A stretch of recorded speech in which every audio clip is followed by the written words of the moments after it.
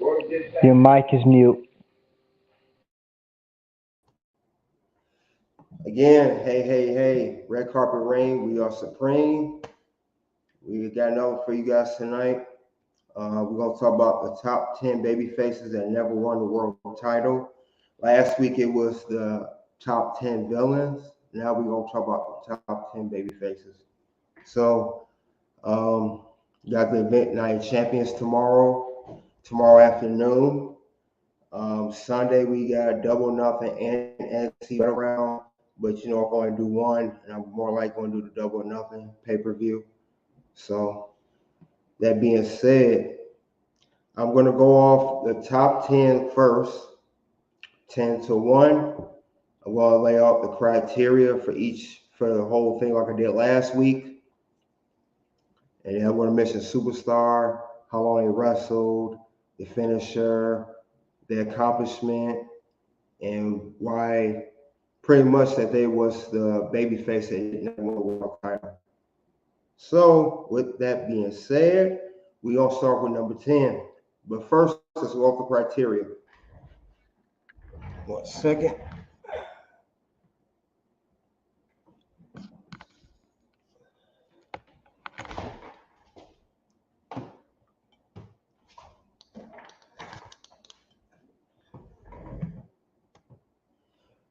Bright may be a little bit too light. Can you guys see me well? A little bright, feel like I'm in Hollywood. But other than that, let's get into it. This is the top 10 baby faces that never win the world title. Here's the criteria. Never held the WWE/WCW/NWA or IGWP World Heavyweight Championship or Universal Championship. 2. Held a mid-card title such as a United States, Intercontinental, or Television Championship. 3. Former Royal Rumble winner or Hall of Famer. They must meet 2 of the 3 criteria. Now, we're going to go into number 10, and the magic person is the lucky number, Mustafa Ali. Now, he is on WWE. He's a free agent. He's a wrestler. He wrestled from February 2003 to present. His finishers from the beginning was from Koji Clutch. He did that one. He also done the Moonsault Side Slam. He does that currently. Well, and he started doing a Koji Clutch again in 2020, but the one he does the most is the 450 splash. And he started doing that move in 16. He has not won any any type of championship. Definitely never won a world title. No mid-card titles, no Money in the Banks, no Royal Rumble winner, none of that. Obviously, he's not Hall of Famer. He's still wrestling. So he will be number 10 on my list. He's a great performer. He does the 450 splash. He can move good in the ring. He's a great cruiserweight champion. I know he's real small for his size. He's a little over 200 pounds. He's not exactly the ideal champion that WWE would look for, but he is a great performer nonetheless. He did his thing on NXT and 205 Live.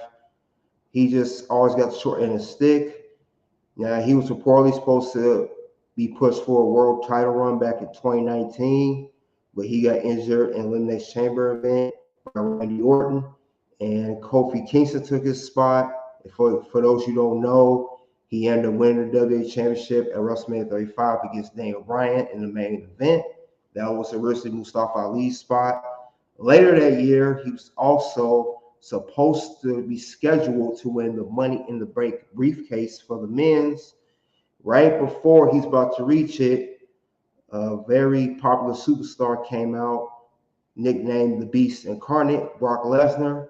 At the last minute, Vince McMahon changed his mind, wanted Brock Lesnar to win the briefcase, and he did not win that either. He was also not too long ago in a stable. He was supposed to be a leader of a stable called what it was called. It wasn't Outlaw Retribution. It failed. It didn't go anywhere. So that was a very failed stable.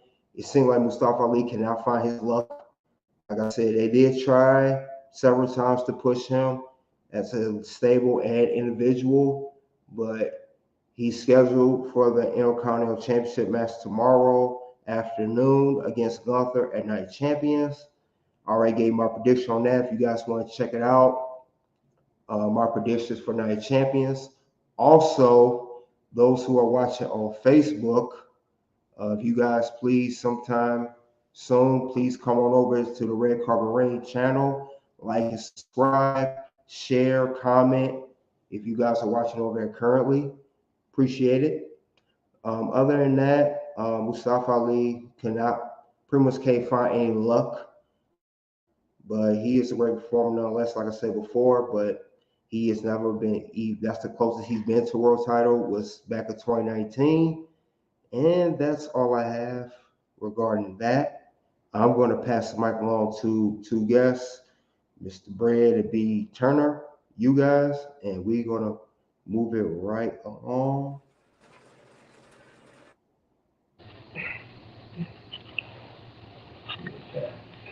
Yeah, Mustafa. He's a former cop. I know he's from around like the Chicago area, if I'm not mistaken. Yes, yes, Yeah. he's So Bolingbrook. Bolingbrook, he yeah, grew up in. bowling. Yeah, if I'm not mistaken, around Chicago area. Yes, He's from one of those smaller wrestling stables.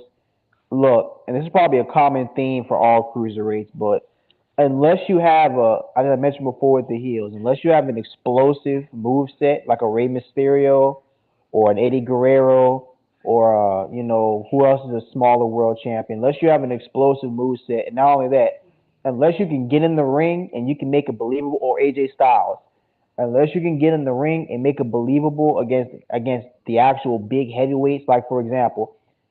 Daniel Bryan got in the ring with Brock Lesnar. And also, AJ Styles had instant classics with big guys like Brock Lesnar and Roman Reigns and John Cena and guys of that nature, big time heavyweights. And Mustafa Ali's a talented guy, but he's actually not 200. He's about a buck 85, which certainly ain't small, but wrestling's all about pleasing the crowd. And the thing is, Mustafa is a very athletic.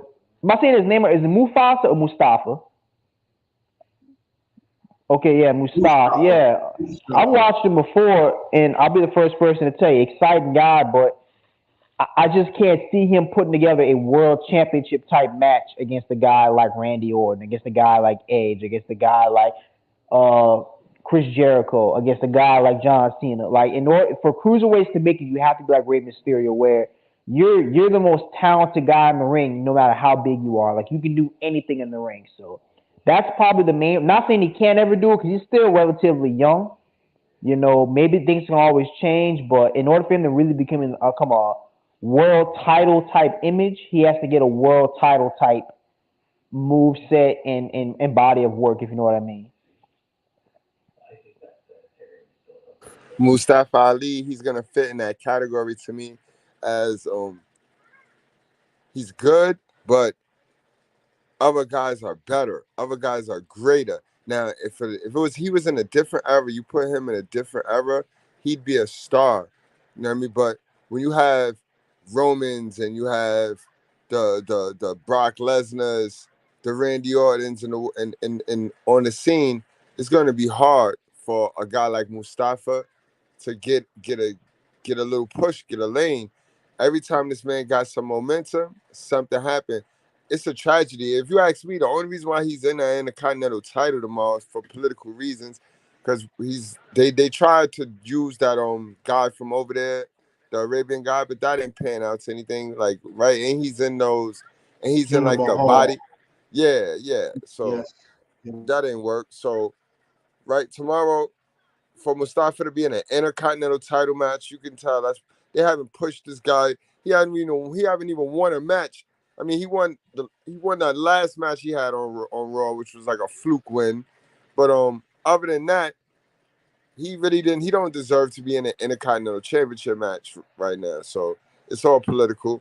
But I like Mustafa. I always said that him as the bad guy, Ricochet as the good guy, and you take my money, you could put any title you want on the line in that feud right there. Great points, guys. I agree with you guys 100%. Mustafa Ali, great talent, but he has too much competition. I've always said too that he should have been better off in the independent scene, or maybe even Impact he would shine since he's in this era, like Gilbert said, or not, yeah, just like Impact or even New Japan Pro Wrestling, that would be a better fit for him. He just in a bad division. Ever since WWE discontinued 205 Live, that was his best shot to shine. And now he has no place shine in WWE. So I would say go to a smaller promotion. That's his best bet. But other than that, you guys had good points. I agree. He's great talent, but in the wrong promotion. But we're Right. gonna move on Hold to on. number Hold nine. on. Before you get off Oh, Ali, no. you had mentioned something that was key about Ali, and it's a shame that it's really up to creative, because you see how the Retribution group, all Retribution is the Finn Balor, Rhea Ripley group. That is that group, but just Yeah. with a better push, better storyline. The characters, yeah, you can say the characters are more established, but that's where creative is supposed to build character. They're supposed to have character building. It's just sad how they do Ali, man. Yeah, I've always said this with WWE. They could say that you gotta have talent, which is true, but it comes down to one thing only. Do they like you and are you marketable? And if you don't follow suit criteria, you pretty much is done. It's a done deal. You're not gonna go anywhere. It's gonna be a dead end as long as you stay in WWE. It's a matter of time they're gonna release you or you're gonna ask for release. The wrestling game is like the rap game. No matter how you spin it, it's image is cool. It's cool to have a good personality, but good bread. When you're a rapper, what is it? What is something they always? What's something the producers always ask when you come to the studio? Do you got a body of work? Right? Am I right? They ask you, do you got a body Fact, of work? Do you facts. have what's some tracks you got to show me? Before I let you get in my studio, do you got something that I can work with? Same thing with a lot of these wrestlers. Everybody wants to be world champion, right? What kind of matches have you had for somebody? For example, Chris Jericho ain't that much bigger than Mustafa Ali. In fact, about the same size, about 5'10", 200, right? Chris Jericho is a world class wrestler. Chris Jericho can get in the ring with anybody and wrestle his ass off. Rey Mysterio is smaller than Mustafa Ali. But like I said before, same thing in sports, man. If you have a size discrepancy, you gotta accommodate that by having world class skill set, and you just gotta work at it. Not so much world class. You gotta have at the very least superstar type. Like for example, if you're kind of smaller, be strong and fast. Be strong and fast and be smart. Know the game inside and out. I just don't see that from Ali, bro. I don't see that from him. I think he's a good dude. I think he needs to work at that. That's my opinion. No doubt, no doubt.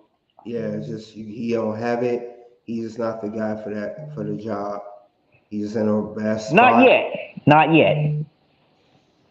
Well, we gotta see. I mean, they tried to push him 3 times and they all failed. But that was under the regime of Vince McMahon, not Triple H. That's head of creative now. So we'll see where that goes.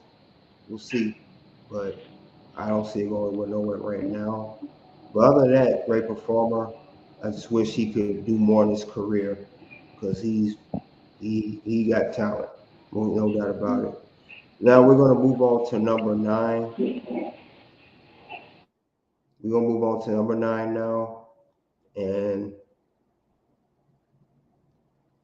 this person, he's also in WWE. He's similar to Mustafa Ali, but a lot more accomplished. that he's accomplished in his career, but he is a great, phenomenal talent. One of my favorites. We're going to mention Mr. Ricochet. Now, he's been wrestling since 2003, same year as Ali. The moves he's done is the Sky is Falling, Hello Century, People's Moonsault, the double rotation moonsault, the Bandy Eller MK2 Fireman's Carry, the Fireman's Carry to a Roundhouse Kick, Vertigo. He currently does the recoil and 630 senton.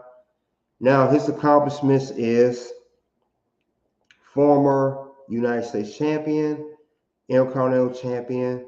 Also, he won the NXT North American Championship. The only person to accomplish those three secondary championships in WWE.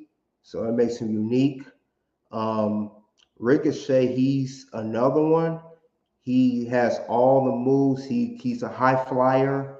He has unbelievable moves in the ring, but he's never been pushed.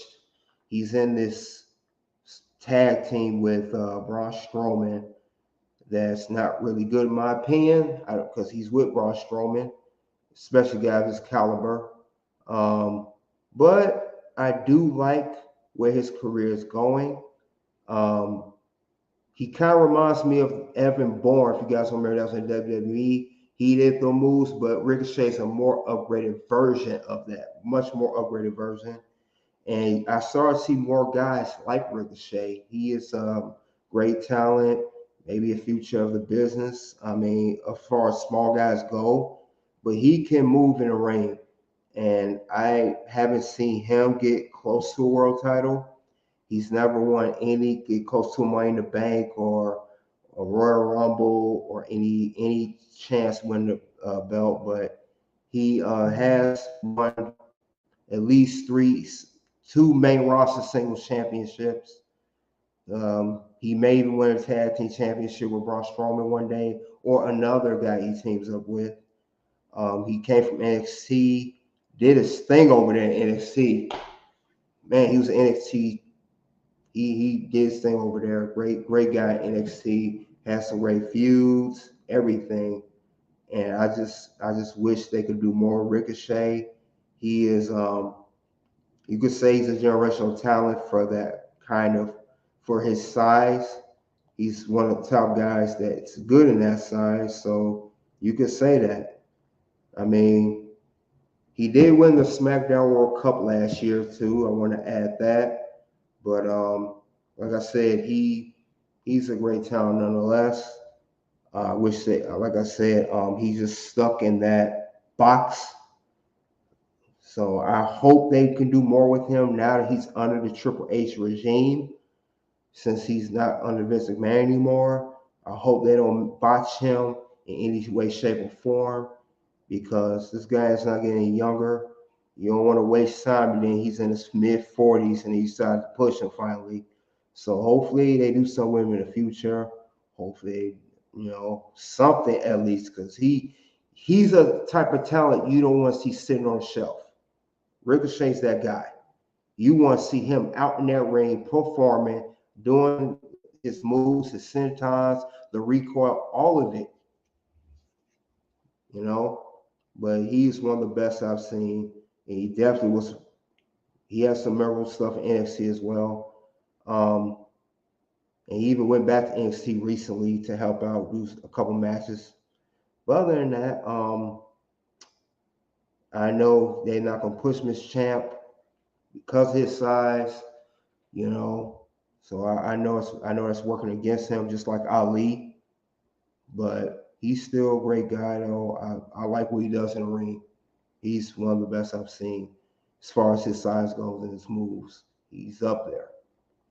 And with that being said, I will pass along the mic.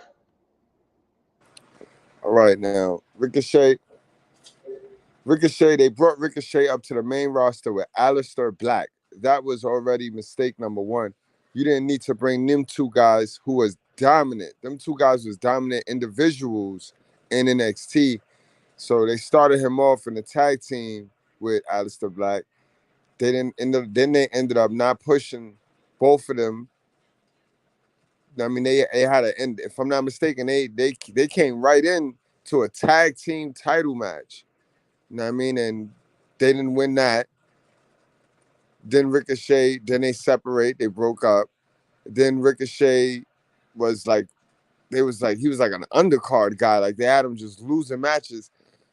So from scratch, they sabotaged his career. And this was right around the time where Vince was just pulling guys from NXT with no actual plan for them, with no plan whatsoever. So I think it's gonna be hard to reroute Ricochet. They're gonna probably need a hard reset, like take him off TV. Might even need to bring him back. Might even need to turn him heel. But they need to do something with this guy because definitely he is one injury away from never being the same again. I do see that on him. Like I see that as soon as we get right behind him with a good push, I can see an injury that'll change all of that. But this he's a waste, bro. They're wasting him right as we speak. They are. This is the new Rey Mysterio. This is that guy. Great take, GB. This is one of the most talented athletes in the world, regardless of the sport or entertainment source. This guy is legit the most talented guy in the WWE as far as his maneuverability. Um, I mean, this is the guy who eliminated Brock Lesnar at the Royal Rumble just back in 2020, and I thought that was for sure a sure way of getting him a legit push because this is what I'm talking about when I say a guy who can get in with the bigger guys who have more of the look and the aesthetic of a wrestler and still look like one of them. Like he's a guy who has not only the move set but the look of a Rey Mysterio type, but actually even better version of Rey Mysterio. I go as far as seeing like a Finn Balor or an AJ Styles, but I think he deserves an underdog story like a Daniel Bryan. I think he deserves. I think a story like that'll benefit him, or him turning heel, but not like a complete heel, like an anti-hero type heel. But definitely a guy who, of all the guys on the list so far, I'm probably going to see going forward. This guy needs to be. He should have been world champion 2 years ago. This is one of the most talented athletes you'll probably ever see on TV. This is a guy who could play any sport and be dominant. Just an extreme, an athlete of the most extreme caliber. And I could see this guy being a dominant champ. Not on Raw. Raw is mainly, in my opinion, for the Brock Lesnar types. You know what I'm saying? I think SmackDown, just because of the time zone it's in, I think SmackDown is better for guys like him. Like SmackDown was great for Rey Mysterio. You feel me? BT, You that's know well what? said, man. I agree with you Yeah, 100% on that, man. and 100% and on that. and to piggyback off BT, he was just on SmackDown and he got drafted to Raw, which I understand made no sense because SmackDown could have made a name for himself and he could have grew like you just mentioned, BT. So I understand that. Um, and Goodbray, you touched a good thing too. Basically, what I said, you don't want to wait till this guy's in his 40s and he ain't getting much younger, and you kind of pretty much brought it home. He could get hurt because when you have a high flying style, you are risking your body and you could get injured anytime. I mean, look at Kofi Kingston, for example. He's on the Hmm. shelf right now because that same style. He's also a high flyer. Rey Mysterio had a lot of injuries in his career, you know. So that high flying style is good when you're young, but once you get older, like Jeff Hardy, Kofi, and Rey Mysterio, unfortunately, you're going to deal with injuries in the near future because you're that's a high flying, risky style of wrestling. You know, you got your powerhouse style, you got your high flying, you got your brawler, technical, high flying. That's one of the most risky styles, you know. So hopefully he doesn't get injured or he doesn't request for a release. I mean, I could easily see him killing in AEW. I could see him being that guy. That's a fact. Yo, BT, when you touched on how he was highlighted in that match, and I thought they was gonna push him. Say word, he didn't look better in that match with him and Brock. I forgot what a pay-per-view that might have been. Super, I think it was Super Showdown. Yeah, the guy Yeah, can something compete. like I mean, the guy can right. Yeah, compete. Like, yeah, Yeah, it like, looked good. Remember when SmackDown first originally started on Fox and Brock had that hmm match with Kofi? Which match looked more believable? The one with Ricochet or the one with Kofi? he's the one with Ricochet. Easy. Yeah, in fact, to be honest with you, the match with Kofi, in my opinion, kind of set Kofi's career back. It made Kofi look like a joke. Facts. And I'll say this one thing: Mustafa Ali needs to take a chapter out of Ricochet book. And Bob, and yeah, you say Ricochet was old. If I'm not mistaken, Ricochet 34, which it still ain't. Wrestling's a young man's game. He's gonna be 35 in a couple of weeks, if I'm not mistaken. But he's 34. In my honest opinion, he's the future of the company. He reminds me of a Finn Balor or a Yes. Finn Balor or AJ Styles type, where he's a high flyer, but I see good work out of him. You feel me? I see really good work out of him. Plus yeah. he has a great smile, bro. He got that likable. He got that likable, lovable. You can just fall in love with him, kind of charisma with him, like And not to mention, he's engaged to that deep fine announcer Samantha Urban. Let's not forget that too. Lucky right, man, he got her. right. Um, what I meant, I didn't say he was OBT. I said he's going to end up being in his mid 40s, and it's going to be too late to push him. It's best to do it now while he's Right, still in. right. I don't want them to wait till he's 45, 46. Oh man, let's push Ricochet now. No, too late. You know? So hopefully that's not the case with him, but we'll see. But yeah, Ricochet definitely one of my guys. With that being said, we're gonna move on to number 8. And number 8, what we have, um, let's see, who would be a guy for number 8? And this guy, he's a legend. He's an old school wrestler. He's not a current day guy. His name is Jim Duggan. I'm sorry, Jim Hacksaw Duggan. He wrestled from 1979 to present. I know he was currently sick. He had cancer. I believe he beat it. He was taking a lot of time off because he canceled a lot of shows last year, tours. But the moves he does do is the Patriot Lariat 3-point stance clothesline. He still does that. Old Glory and knee drop he did from 9401. He won the very first Royal Rumble in 1988. His accomplishments, besides that, he is a former WCW United States champion.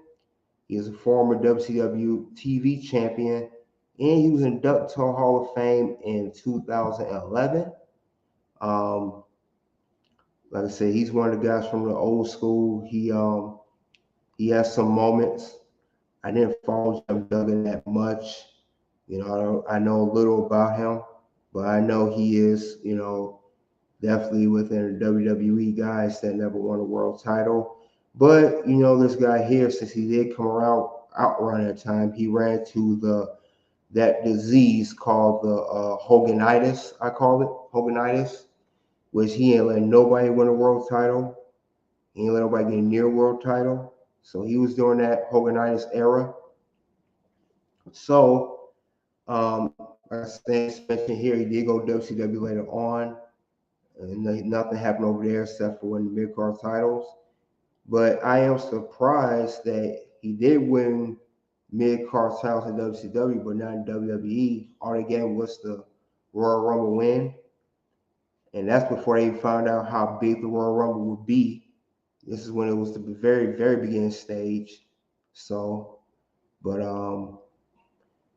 WB never got behind this guy. Let's be honest here. Let's call a spade a spade. He was never a guy to win a world title. I don't remember him getting that close to world title. I could be wrong. One of you guys could back me up once I pass the mic. But I don't remember him getting close at all. He pretty much was a mid card guy at best. But he's not forgotten. No, people know who he is. When I saw him growing up, he's always get attacked by the current day wrestlers. I mean, I remember the last time I saw him, he got attacked by a rated RKO. They did a concerto to him and took him out. They pretty much used him as a punching bag, nonetheless. But um, that's all I know for Jim Duggan. But with that being said, I will pass along the mic. All right. Now, Hacksaw Jim Duggan, you pretty much summed up his accomplishments, but more than him actually winning a match, what Duggan was to WWE was what a couple other people on this list gonna be. He was classic entertainment, like he was sheer entertainment. He know how to get the audience, the fans engaged. So yeah, he never sniffed the world's title. But what he was that mid Carter that got the crowd hype. You know what I mean? He came to the ring once his music played, ho! All you heard was everybody yelling ho and marketing him he probably drew so much money, but nobody really recorded it at the time.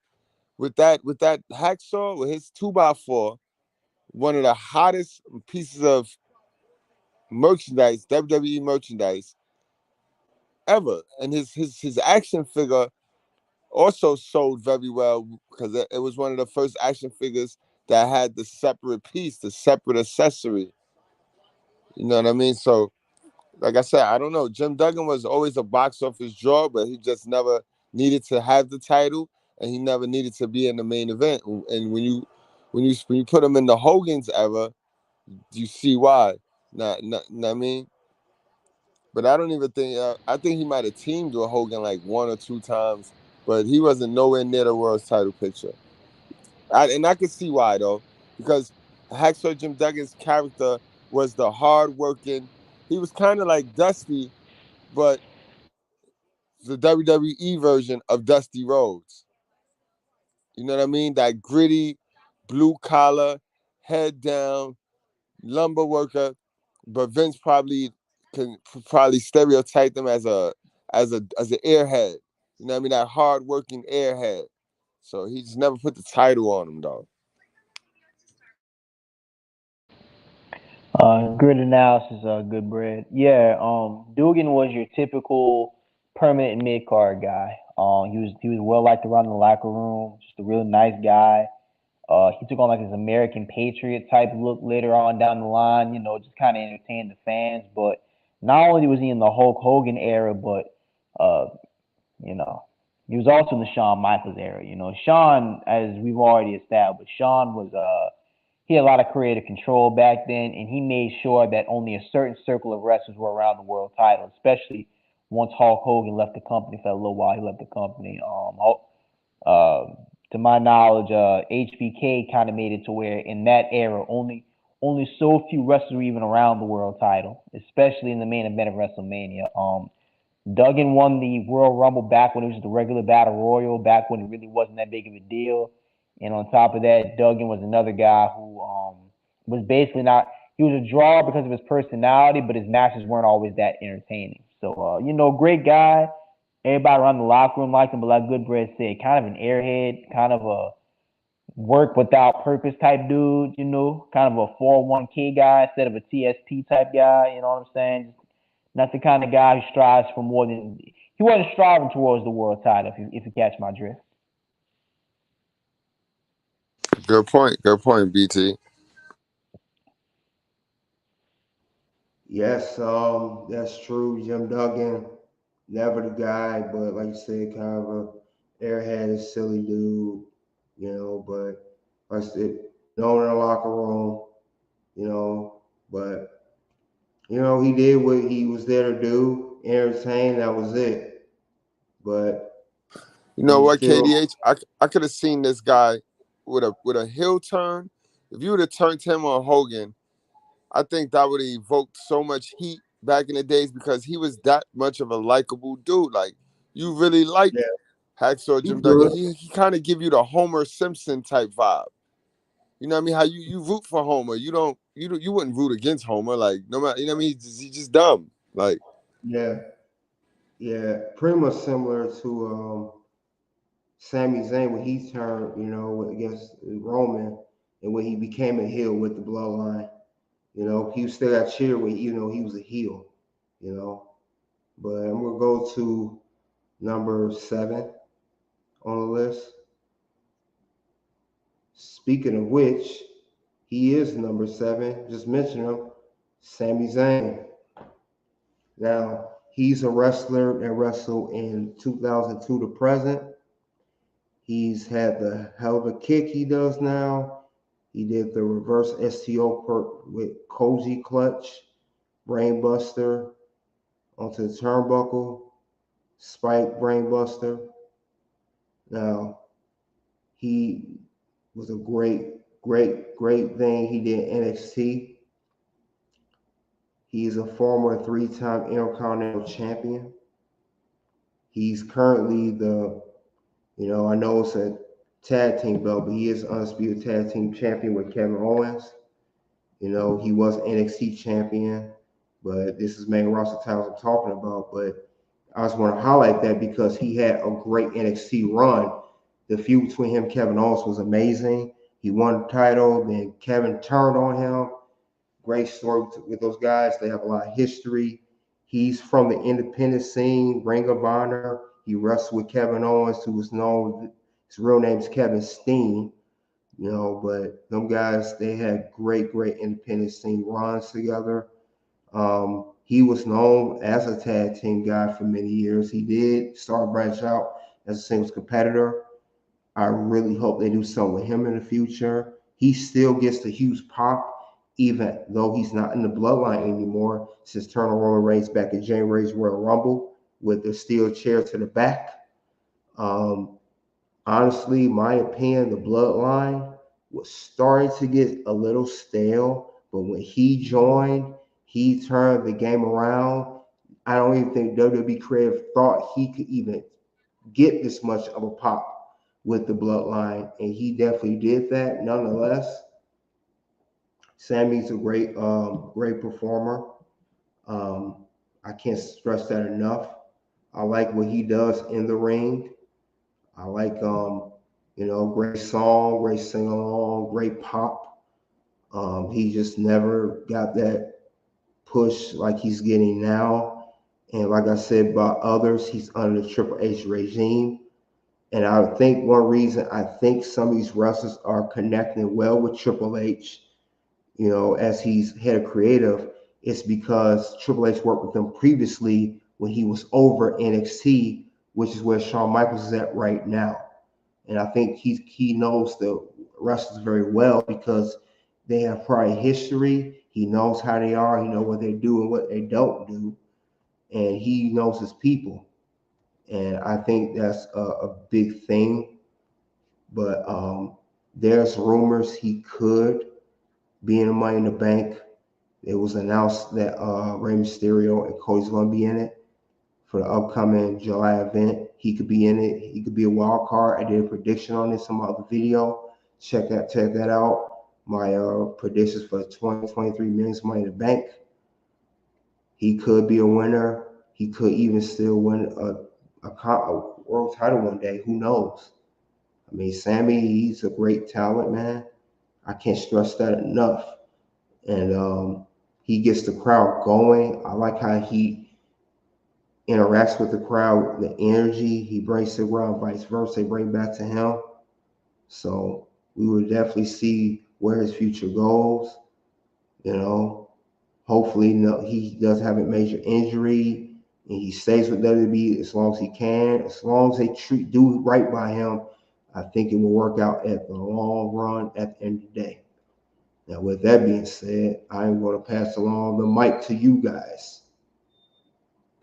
now, Sammy, uh, I'm not sold on Sammy. Like I need to see him do some great work without getting placed right back with with Kevin Owens. Like I think it's I think that don't help both of them. Like that really don't help. both of them, their connection and how it's like one, you can't see one without the other. And then it's like they always end up back at it. Like, so they're gonna end up rivals again. And then it's like right back down the same pattern. So I'm not really, he gotta distance himself if he really wants success for me. But as far as a wrestler, Sammy, I think he had his greatest match in NXT when he actually left. His last match in NXT against Shinsuke Nakamura, putting Shinsuke over, was like the greatest match I ever seen, like wrestling match, move for move, like from start to finish. And that's all I really got to say about Sami Zayn. But I don't really see any future really, other than, you know what I mean, him feuding with Kevin Owens. Same here. Same here. I'm with you, Brad. Not the biggest Sami Zayn fan.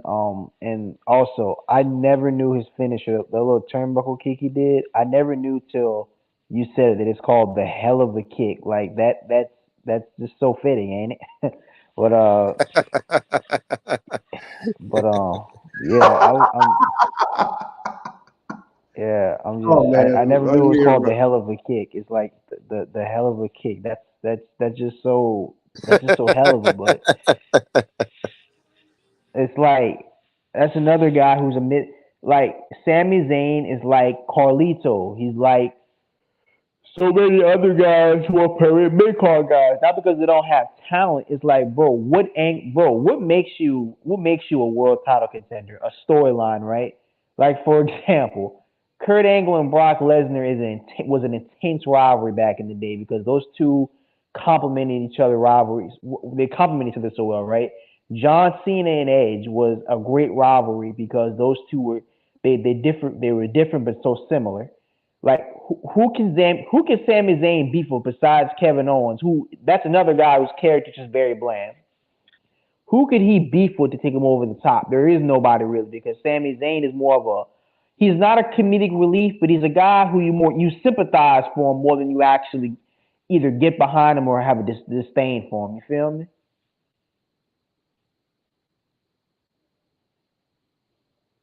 Yes, Sammy, like I said, he is goofy.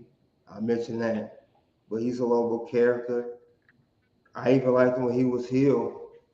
But I think if it weren't for the bloodline, not just bloodline being still, like I said before, it helped Sammy too. It helped him in a way.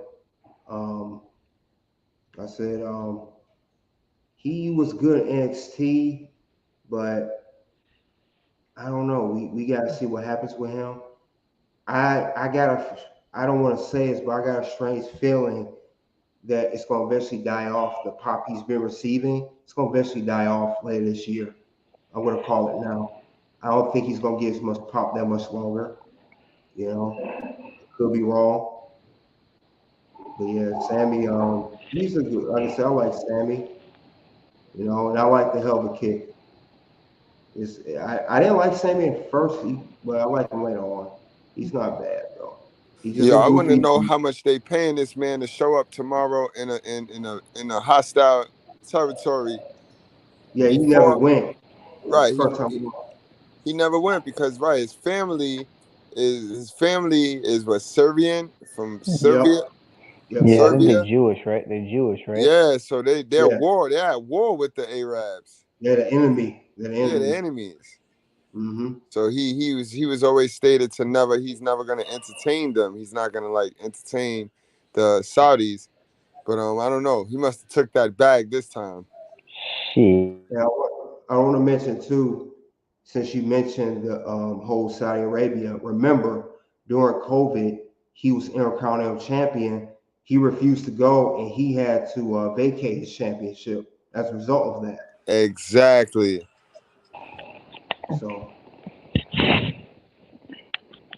So, I don't know what they're gonna do with Sammy, man. I think, like I said, I think when him and Kevin Owens now they lose those titles, he's not gonna be hot no more. It's gonna start. The steam is gonna start. Steam gonna be gone. It's gonna fall off. I don't think he's gonna go anywhere with it. Well, that's me. That's my opinion.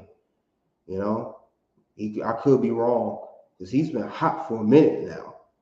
He ain't gonna say how much longer. Let's just keep it real. But I digress. Now we have number 6 to never win the world title, and that person is he is also he's a veteran. He's still wrestling at his age. One of the best, literally one of the best in my honest list to never win. Very accomplished wrestler. Don't get enough credit. Mr. Dustin Rhodes / Goldust. This guy has a lengthy history. He's been wrestling since 1988. Pretty much as long as Ricochet and Ali been alive. That's how long he's been wrestling. he has the he's done the Shattered Dreams with Goldust character, the Darkness Fall Jumping Leg Lariat, Facebuster, Blackout, DDT, Heyman's Neckbreaker, Curtain Call, State of Mind, Final Cut, Swinging Vertical Suplex, and he has the moves he do. He is the son of the legendary Dusty Rhodes. He is the older brother of Cody Rhodes, who's back in WWE and run the World Rumble, faced Roman and lost this year. He WWE. He is a former 3-time Intercontinental Champion. In WCW, he's a former 2-time United States Champion. He's currently in AEW. He goes by Dustin Rhodes. I'm sorry, the Natural. That's his name. He doesn't even wear that color paint. He wears blue and red paint. He's teaming with Keith Lee currently. They have a few going on with Swerve Strickland and his crew. He's a coach. He's also a coach at AEW. He was there when the company was started, along with Cody was there. Had a great match with Cody at the Double or Nothing pay-per-view match of the year in 2019, the debut pay-per-view of All Elite Wrestling. His daughter just had a child. He just became a grandfather for the first time. He was formerly married to Marlena, aka Terry Reynolds. That's his ex-wife. This guy, lengthy career. Oh yeah, he tag teamed with Booker T back in the day. They were tag team champs. Great chemistry with him and Book. I remember that growing up. Booker T didn't like him at first, then he did later on. So, this guy's lengthy career, don't get enough credit. He can go in the ring still. Just unfortunately, he's older now. I believe this is his final year wrestling. He's supposed to retire at the end of the year or sometime this year. But he's one of the guys that never won a world title. He has to look. I mean, he's 6'5", 6'6". He's in good shape. He's not don't get me wrong, he's not a Batista or Brock Lesnar as far as muscular goes, but he's in good shape. He's not a flabby or nothing. But I know the reason he never won a world title, and like I mentioned a few minutes ago, the name Rhodes, and me and Goodbread talked about this.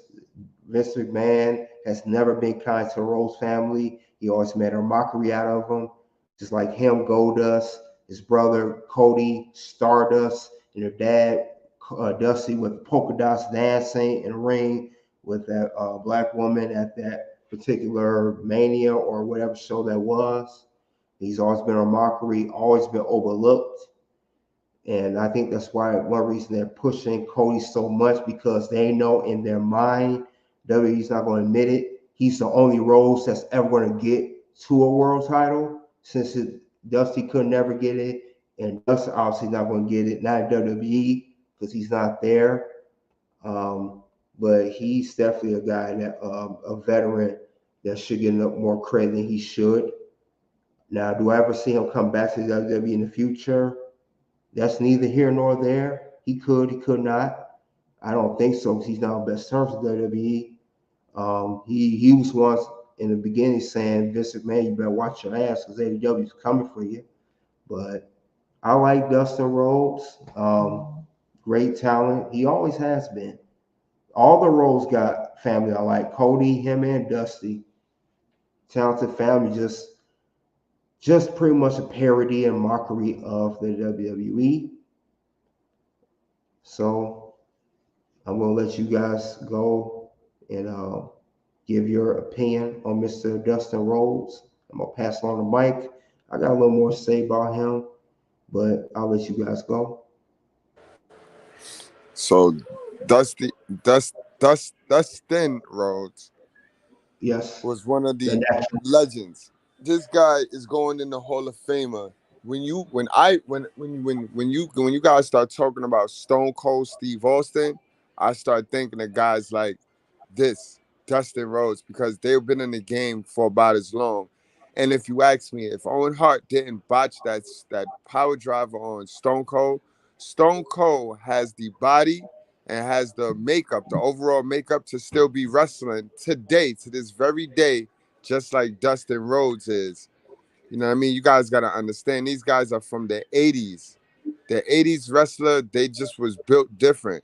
Everything back in the 80s was kind of built different. You know what I mean? And they were bit though they were built for tough. So Dustin, much love. I ain't got nothing bad to say. He's a prime example of Vince trying to stick a crazy funny character on you and you still getting that character over with Goldust. He stuck the Goldust character on him to try to emasculate him, and he still got the character over. Then you add Marlena, his manager Marlena, and that was one of the best. That was one of the best gimmicks of that era. I mean, I remember he had a street fight with Roddy Piper with Roddy Piper. He had a street fight at SummerSlam with one of them SummerSlams with Roddy Piper. That was dope. You know what I mean? I remember his feud with who is that? Oh, was that Bobby Lashley or oh no, Ahmed Johnson. That was dope. Like he took everything that Vince gave him and turned it into gold. I second that. Goldust is one of the greatest wrestlers who's ever lived. He should have been world champion. Maybe not long reigns, but he should have been world champion. When you piss off a guy like Vince who gets scorned really easily, unfortunately, you're gonna be stuck with a pile of crap. Like Good Bread was saying just now, he took what was supposed to be a comedic relief emasculation type character, kind of like when Vince McMahon made Mark Henry Mr. Sexual Chocolate, or when he made all them black dudes the Nation of Domination, but he made him goofy. You know what I'm saying? Or like how he got the New Day, a bunch of dancing, black folk who ain't serious. Goldust took his character and made it a legend. Even though he was never in big matches, you could see big match potential. I remember Goldust was in a match with, I think that was either, even though he was tag team Booker T, I remember they had a match together one time. They had a match together one time back when he was King Booker. And also, I remember he had a great match against, I think it was Randy Orton. Back when Randy Orton was back in his legendary, his legend killer persona. I've seen Goldust put together some pretty good borderline classic matches. He could have been a very good world heavyweight champion back when that title was on Raw during that era. I think he would have been like a good world heavyweight champion, and you could have angled it really well with him and Triple H. Yo, this guy could have won the NWA title, BT KDH. He could have won the NWA title. When I first saw when I first saw Dustin Rhodes, guys, you want to know when I first saw Dustin? It was in War Games, bro. It was in a War Games match. He was first, Wow. and he was first Yeah, for the good guys. So he was getting beat on by two of the bad guys. You know what I mean? And he from and that was in 1988, guys. yeah, that's the So year he debuted. That's the year yeah, he debuted. That's his first year wrestling. yeah. Yeah, yeah, I Dustin, think it man. was Sting. When I'm mistaken, it was Sting and Dusty Rhodes against the Horsemen. I know the Horsemen was the bad guys, and Dusty was in there. Dustin was in there with them. He did Yeah, man. compete against Sting, didn't he? Now he was always with Sting. He was always like a good On guy. what He Oh was yeah, thing? always ally. helping the good Okay, The ally. guys. gotta go Well, back and look at that. yeah. We gonna cover the war games, by the way. I'm going to cover that whole first war games because you guys check it out. Start cover classic matches. So like I covered the Great American Bash, Dusty versus Ric Flair. That's another one to check out. You guys got any questions too in the comments? Let me know what classic matches you want me to cover from the 80s, or even 70s maybe if we can get footage on it. But Dustin Rhodes, he always it's his name. Like I said before, it's his name why he never won. I think if his name wasn't Rhodes, they would have pushed him. Because I don't understand. He had the whole look. He had the whole package. He was not a little guy like Mustafa or Ricochet. He's a big, tall dude. He's bigger than his dad was. I mean, Yeah. he's a big, tall from the family. Why not No, push him? another thing too, he always had that cowboy persona. Like he never had a gimmick. Like the Goldust character was his first and only real gimmick. All of his other gimmicks was like natural, and then Yeah, in wrestling you only get but so many cowboys with the cowboy gimmick. You know what I yeah, mean? So he kind of was that. He kind of fell into that category of it's no gimmick for him. And then when you add the fact that his last name is a Rhodes, and again, exactly. you seen they put his dad in polka dots over at WWE. They put his dad in polka dots, teamed him up with a woman with an old black woman, out of Oh, shape black wow, yeah, woman, and that's what that's what Vince deemed fit for the Rhodes. yeah. He even tried the same thing with Cody. He put him with the Stardust Stardust. gimmick. Like, come on, that's all Yeah. you got for the Rhodes? Well, much respect to Cody. Cody left WWE because he was unhappy with the creative direction of his character. He said he ain't doing Stardust no more. They told me we gonna keep doing Stardust. He said I'm out of here. He went to independent scene. Then later AEW made a name for himself. When he came back this time, he had a lot of things he had terms. He said we gonna do it this way and this way and this way. Even his theme song, he said he had to have a theme song for his, what he has now, or he was not going to come back and have be performed by that artist. So Cody stood his ground. Much respect to Cody for that. He wasn't going for nonsense no more. So that is it on Mr. Dustin Rhodes. Now, going to be number 5. And number 5, this guy's also a legend. I took it way back for you guys, way back. Um, he is Mr. Pat Patterson. He wrestled in 1958 to 1987. His finishes was Atomic Drop, which he pretty much the only finisher he ever had. He's known as the inaugural Intercontinental Champion as he won a tournament in 1979 in Del Rio or somewhere. That's how he won it. He is the former Intercontinental Champion, also a WWE Hall of Famer, inducted in 1996. He's mostly known as a babyface. He was on screen years later as one of Vince McMahon, Mr. McMahon's character as the Three Stooges, along with Joe Briscoe. The last time I think he was seen on TV before he passed away was a 24/7 champion, and him and Briscoe was back there. I think Briscoe took it from him. He had a heart attack in 2020. Now, one thing that is different about Pat Patterson, I know I didn't notice at first, but he's the first openly gay wrestler.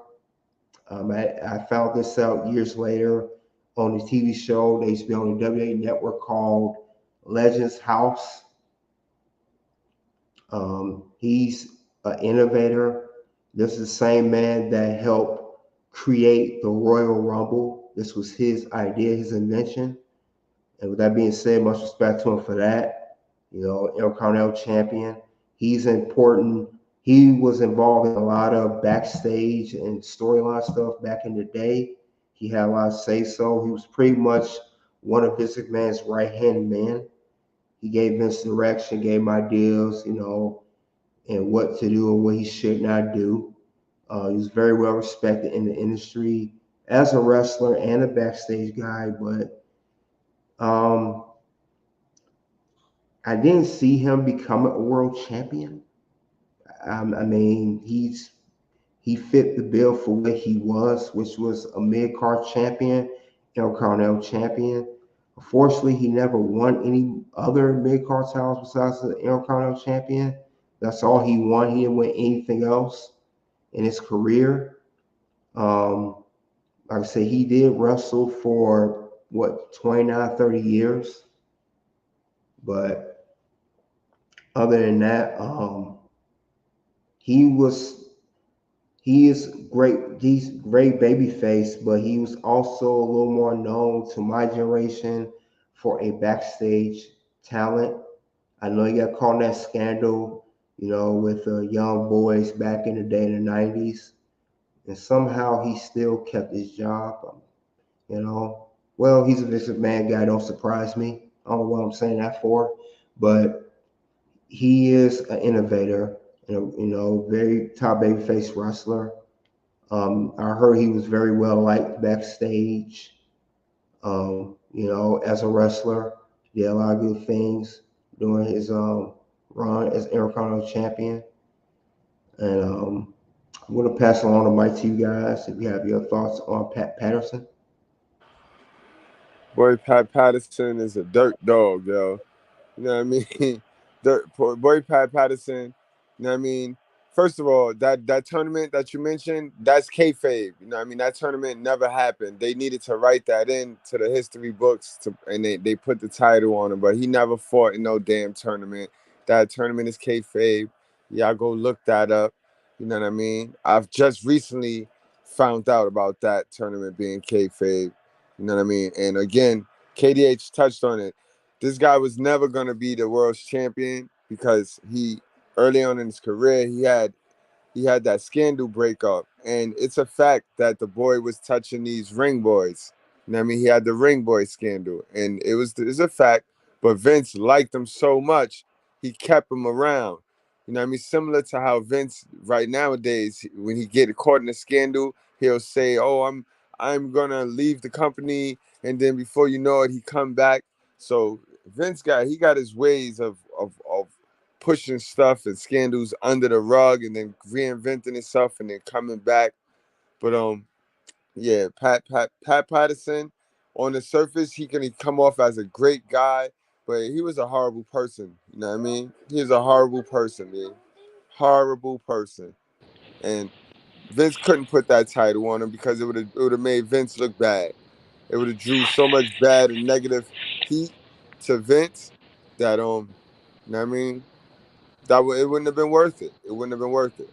But that's all I got to say about Pat Patterson. Like he's a classic example of nepotism and a participation award, bro. Hell of Yeah, a lot Yeah, of I don't. the and a lot of the guys didn't work. A lot of the guys didn't want to work with him. A lot of guys do not want to work with him behind the scenes. A lot of guys do not want to work with him, bro. They'd rather work with Bruce Pritchard. They rather had worked with Bruce Pritchard, or the other guy. What was his name? It was Pat Patterson and Donnie Briscoe. They'd rather go to Briscoe. Nobody Gerald really Briscoe. wanted to go to Pat Patterson, and Pat Patterson leveraged his connection with Vince a lot. You know what I mean? He had leverage his. So if anybody was cool with Pat Patterson, it was only because job security. So it was that Yeah, shit going on back there. I heard Mick Foley say he liked Pat Patterson, but I think the people that like Pat Patterson were the favorites of Vince McMahon. They just saying that, but that's what I heard. But I know there were others too that say they didn't like him backstage. That's a fact, Yeah, yo. I think the yeah, majority would say that they did not like this dude. They couldn't stand him. yeah. That really wasn't my era because it said that he stopped wrestling in '87. Yeah, I do remember him being the very first ever Intercontinental Champion, but I knew him more for that incident he had with the LeBoy than I knew him for being a wrestler. So yeah, even back then, there's certain boundaries you didn't want to cross. You wanted the world champion to be somebody who at the worst he's a heel, but you don't want nobody with uh real life personal issues. And you said Pat Patterson was gay. Yeah, he Yeah, was the first he's the openly, first openly gay wrestler. I Yes, and didn't I know found that. then I didn't. Adonis. Then You got Adrian hmm him. Adonis was the next. Yeah, Adonis. Well, I thought Adonis was the first openly. That's the black dude, right?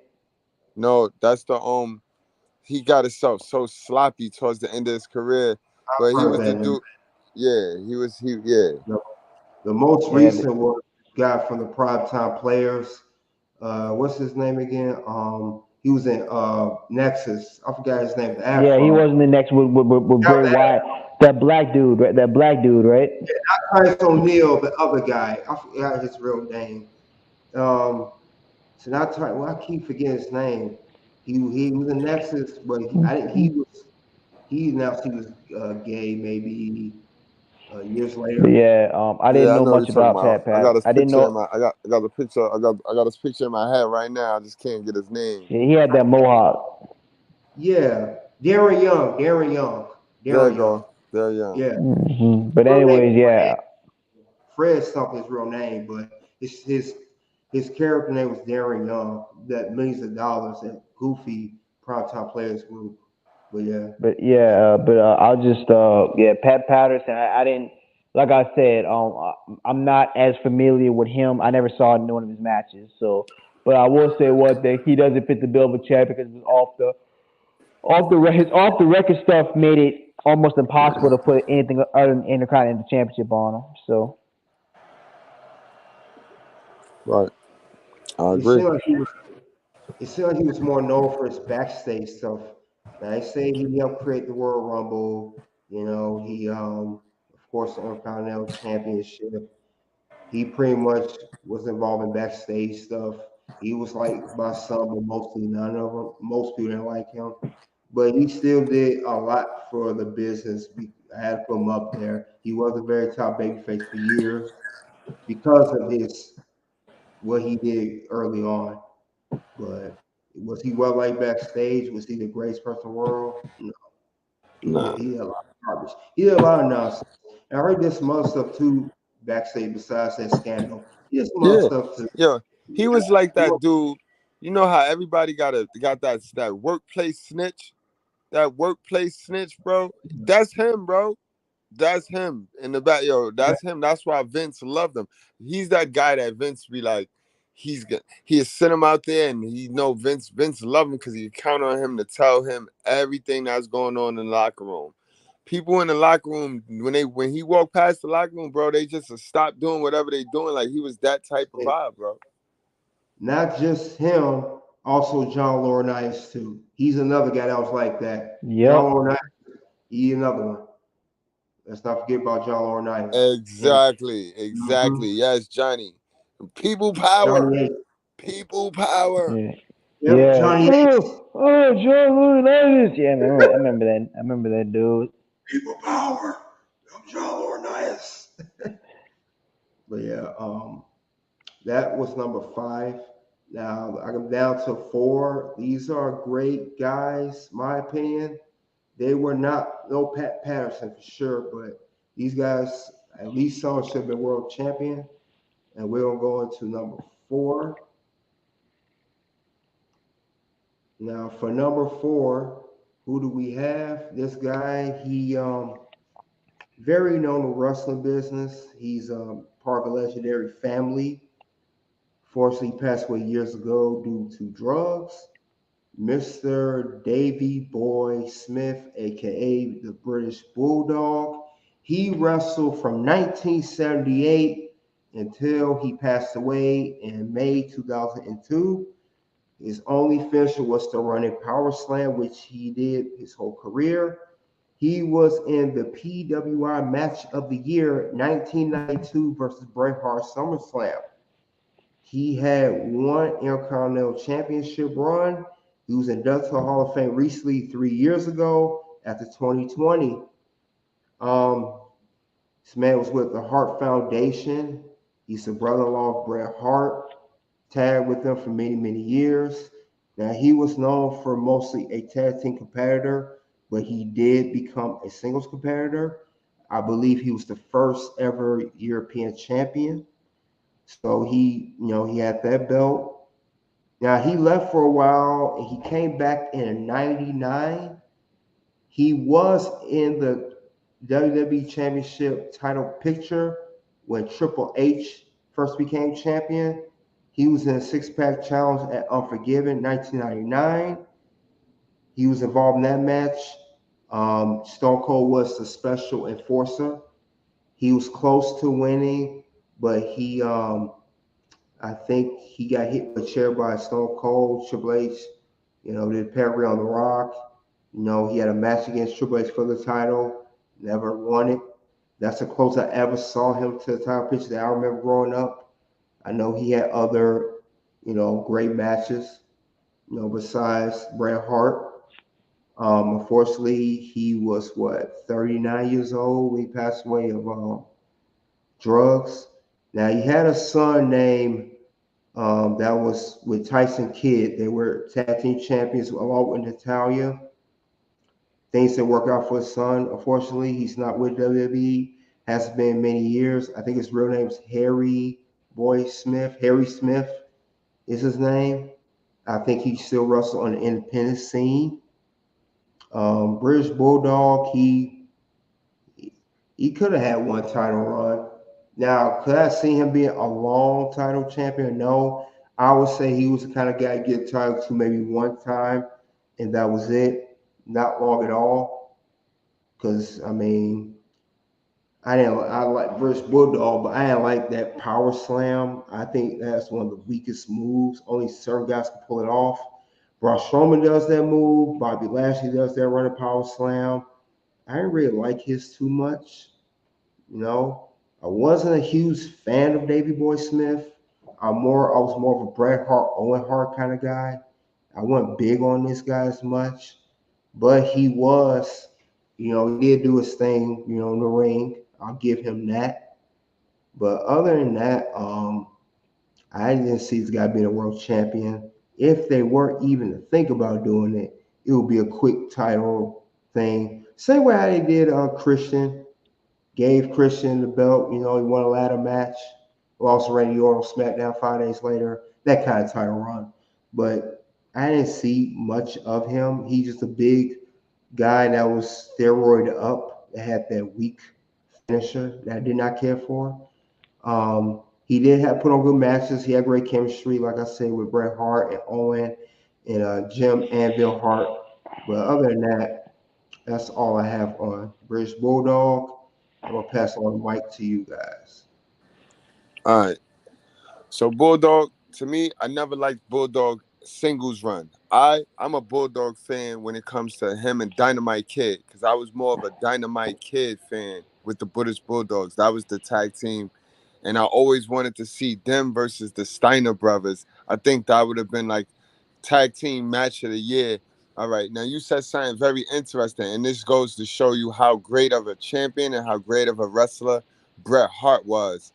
Now that PWI match of the year, British Bulldog was on drugs, bro. The whole match from start to finish. Go back and watch that match, guys. Bret Hart coached him through that whole match in a losing effort. Mind you, Bret Hart lost that match. So he had, not only did he lose in grace, he made this dummy look good. This dude was high as a fucking kite.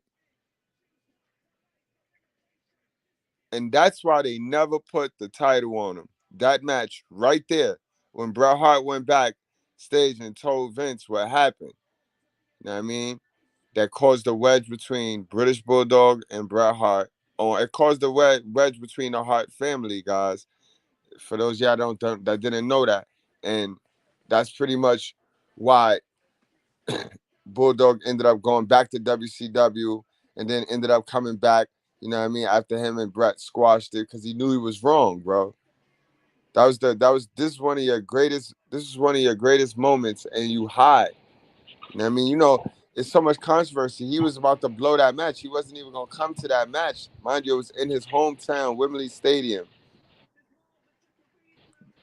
It wasn't even the main event. The main event that night was Savage versus the Ultimate Warrior. So it's just crazy, man. But That's all I have on the Bulldog. Yeah, I feel I know I agree. We all wasted a lot of opportunities in the WWE. Not just that match. I think that he was better suited to be a tag team guy in the first place.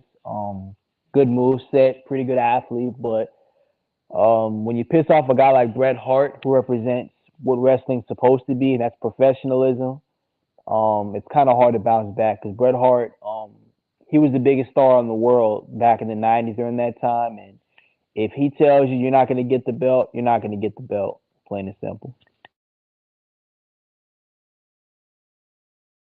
Well said. Like I said, I knew he had a drug problem. I didn't know drugs was that bad in that match. Like I said, he wasn't my favorite. I know he had good chemistry with some people, but I didn't care for him that much.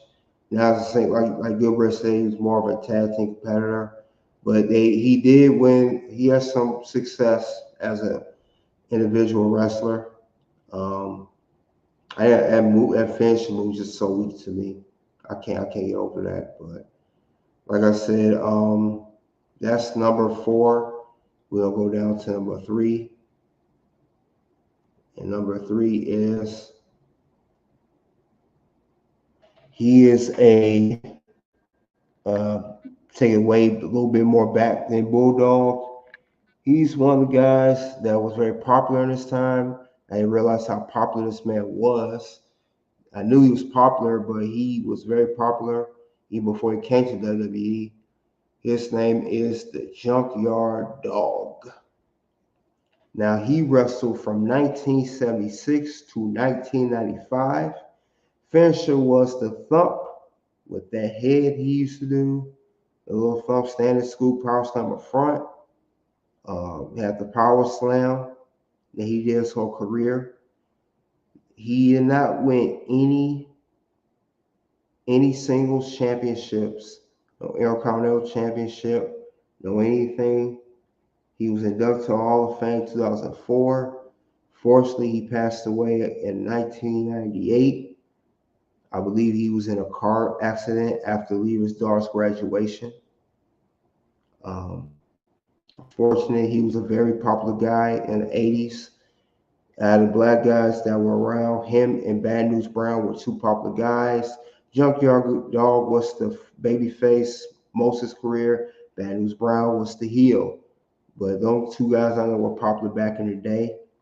It was very entertaining.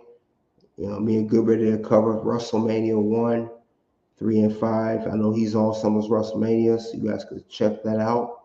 Check those videos out. We did coverage on that. He was in one of the matches. Junkyard Dog, yeah, he was known guy, very very popular dude back in the day. He was popular, man. Everyone knew who he was. He was over with the crowd that I've seen, much over. Connected with the crowd real well. Um, could have been a world champion, but he suffered from Hogan-itis and maybe Vince McMahon-itis. They weren't gonna put that belt on him. Not during the 80s. That was never going to happen. If any black guy was going to win a world title, it would have been Bad News Brown over Junkyard Dog. He had a better shot than Junkyard Dog, but he was a heel mostly. But Junkyard Dog's definitely not forgotten guy. He's in my top three. With that being said, I'm going to pass the uh, mic along to you guys regarding Mr. Junkyard Dog. This guy did his thing, very popular. Yeah, this is my mom's favorite wrestler back in the day. He's from that era when she started watching and stuff. There was no way Vince was gonna put the belt on a black dude. Vince's ego wouldn't have let that happen. And on top of that, Hulk Hogan, we already know it's been exposed how he feels about brothers in the wrestling game, especially brothers who might be about to take his shine away. But Junkyard Dog, from what I've heard, I mean, pretty entertaining guy. He's from Louisiana, actually. He's from Louisiana originally. If I'm not sure, I forget which part, but just a guy who was a stalwart as far as being a good mid card guy, but um, I think he had main event potential. You know, he had an intimidating look about him, but Vince McMahon was never during that time period. Him and Hogan were never gonna let a black man wear the richest prize in a wrestling entertainment. Now, now this one right here could have been number one to me. Honestly, I'm interested to see who number one. But this one could have been number one because one of the biggest crimes Vince McMahon, and I know that it kicks him at night, bro. When I tell you, right, uh, you had Andre the Giant, who was a big draw. You had Bruno San Martino, who was a big draw. But aside from those two people, before the Hulk Hogan era, the only dude selling tickets and packing audience seats was this man, Junkyard Dog, bro. I mean, his intro down to he had kids coming to the ring. Like he was the only one. He was the first one to pull a kid out from the seat and dance with the kid in the ring. And he did the Junkyard Dog thing. He did his little JYD joint. And I mean, aside from Hogan and his little earlobe joint, let me hear what you got. Everybody came to see Junkyard Dog, bro. Everybody came to see him. He filled more seats. Vince McMahon made more money off Junkyard Dog for a small period of time than he did Hulk Hogan. I can guarantee you that. So that was a crime. And even it was a little window. Why Junkyard Dog couldn't beat a Bob Backlund? Because this is before Hogan and the Iron Sheik. Because once Hogan beat the Iron Sheik, you could forget about it. There was no logic. We was gonna drive Hogan down your throat, just the same way we drove Cena down your throat, same way we drove Roman down your throat. But before that, Junkyard Dog should have had that belt in the late '70s, early '80s. I never knew Yeah, that. and also he was in the Mid Atlantic champion, and he was wrestling Ted DiBiase, and he was over. That's before he became WWE. He That's what was I mean. probably all around the world, and I was like, this guy could have won the title, but like I said, he suffered from Hoganitis and McMahonitis, so that was never going to I happen. Let's think be I realistic. think it wasn't even. I think it was the politics of wrestling. I think Vince would have been bold enough. You know, knowing Vince, he would have been bold. I think it was high. It was powers to be. I think it was beyond Vince's hand. But whenever you got a man who was going into territories, they was remember he was from the territories days. So when they needed him Yeah, in the South, he would go and sell out in the South. Then they'll send him to the North. He'd sell out Vince territory, even though Vince wouldn't put the strap on him. Then when he went west, he'd sell out that territory. So he was a walking sellout machine. He was a walking ticket. Like he was a walking box office, bro. now, I got a question. If he had debuted during the Attitude Era or the Ruthless Aggression Era, would he have best shot win the world title then? With his same gimmick, Yep, same gimmick. I think so. I think so I because think so think too. Yeah, yeah, because yeah, best shot. yeah, like he was. They for one, they put the title on a dude like Jack Swagger did during this time, right? This is the time, the period you're talking about. Jack Swagger, Well, that was PG. We can go there. We could say PG era. We could do PG, Ruthless Aggression, or Attitude. But yeah, definitely, it would put on right? him. I mean, Yeah. and Junkyard Dog had the body, he had the charisma, he had the physique, Hmm. he had the smile, he had the actual connectability. He connected with the audience. That's all you can ask for in a Yeah, tight great champion. gimmick. Like Great gimmick. I had to put in my top three. I know there's people in the comment saying to be number one.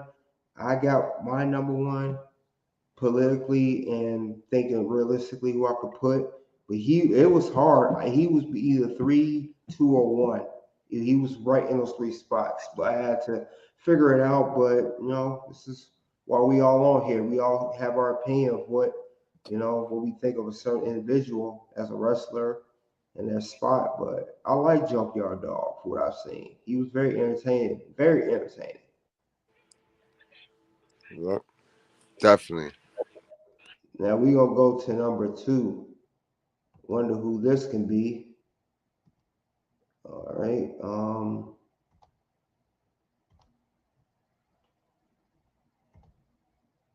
Number two is he's from WWE back in the day. is Mr. T, Tito Santana. He wrestled from 1977 to present. His finishers are a figure four leg lock, El Paso de la Muerte running forearm club, flying forearm smash. He wrestled in the first WrestleMania. Two-time Intercontinental Champion, was inducted to the WWE Hall of Fame in 2004, and he's still wrestling today, and I think he's 70 years old now. He's 70. So that's crazy. Now Tito Santana, I know very little about. I didn't follow him that much. Um, I don't know much about him. But I know Gilbert, you know a little more about him. Maybe BC know a little about him. I know he is a very top baby face, very popular baby face. You know, very popular baby face. You know, did not win the world title. A lot of talent with this guy. You know, for what I've heard, they never did nothing with Tito Santana. I think they had nothing for him or the gimmick.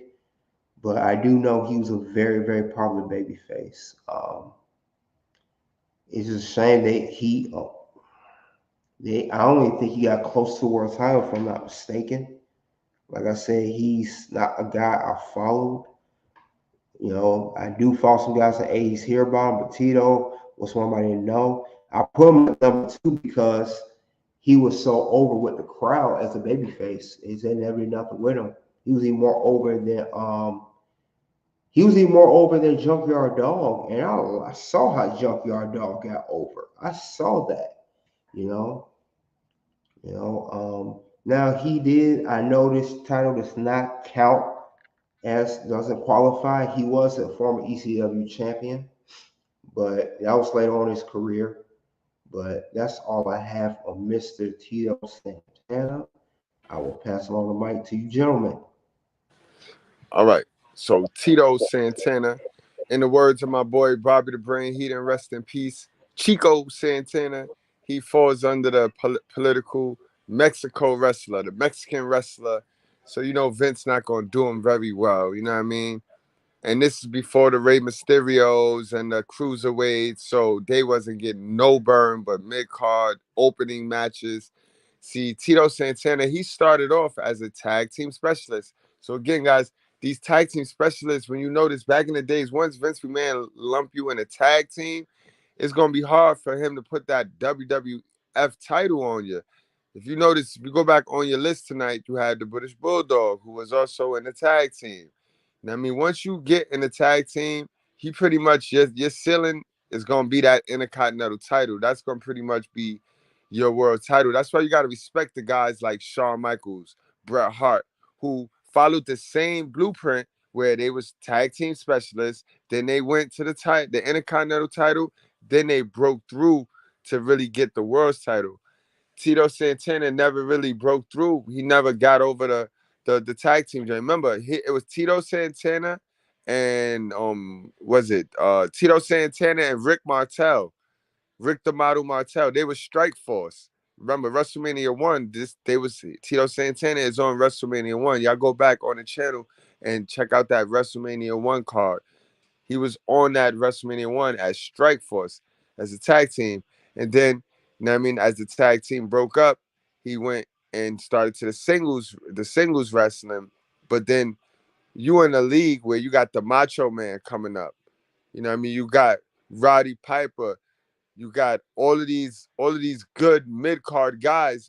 Then he suffered from the Ricky the Dragon Steamboat curse. You know, I used to get them two confused. I didn't know which one was which at some points, but Steamboat was always the main eventer. See, so when you get Steamboat and Tito on your card, you pretty much gonna the smart book are gonna be like, let me get Steamboat for the main event, and you take Tito for the you know what I mean? But to wrap it up, Tito had a full, lengthy career. He evolved. He changed. He was El Matador. Like later on in his career, he went to the Matador gimmick. You know what I mean? So He had a full lengthy career. He avoided injury. Now again, these '80s guys, for some weird reason, they were more durable than these new guys, and we got all this new technology that's saving lives and extending careers. But these '80s guys was more durable than anything. So that's all I really got to say about Tito. But you mean Mexicans back then was just as good as blacks, undercard specials. Yeah, you got a point. Not much on the Tito thing. Not I don't really know much about it. Really, this is probably one of the few times you'll hear me not know too much about a guy because his career is a bit obscure because my generation really don't know much about him. But sure, he's a good performer though. Yeah, he was a good high flyer BT. He was good. Like I said, these are your opening these are your opening acts right here. These are your when you think of Tito Santana, think of your Eddie Guerreros, think of your Rey Mysterios. These was those guys of the '80s. You know what I mean? So if you know what I mean, we put the strap on Eddie and Rey Mysterio, but it took something special for them to get the strap on them. In a real world, you wouldn't put the title on them guys.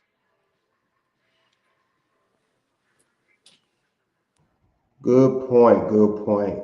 Like I said, Tito, that was before my time. I know he was one of the popular Hispanic wrestlers way before Eddie, Ray, Abel Del Rio. He was that guy, but he's still wrestling at his age. So you're right about the durability part. He's 70 years old, still wrestling. That's phenomenal. Guys don't even make it past 45, 50. They still going. And I think the new technology is allowing for athletes, my opinion, is allowing them to be lazier. They don't have to do as much work, put into work. They depend on the machine or technology to repair them, not putting forth the effort like compared to an '80s wrestler like a Tito Santana, or a junkyard dog type of wrestler or Dustin Rhodes. Guys are still wrestling now.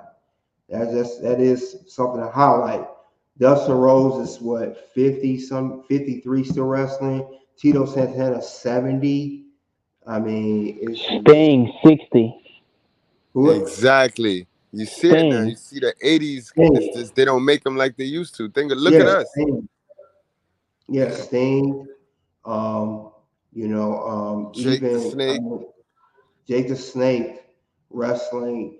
Even DDP wrestling. He started late and he still wrestled a long time. We forgot. Goldberg, even though he needs to stop. Yeah. Um, a lot of these guys are wrestling late in their career. I mean, look how long Ric Flair was wrestling. Ric Flair was still in his prime in his 40s. The matches that we covered in WCW, NWA, Ric Flair was not in his 20s and 30s. He was in his 40s, like early 40s, still going strong.